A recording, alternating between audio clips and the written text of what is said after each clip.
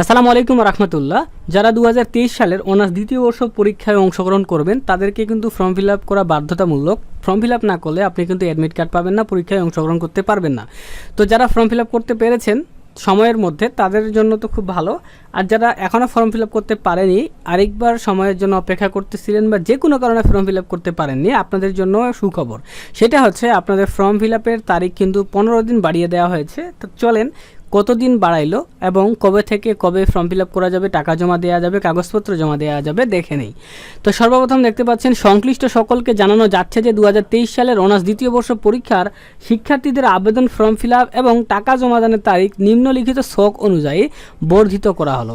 So দেখি কি বর্ধিত করা হলো।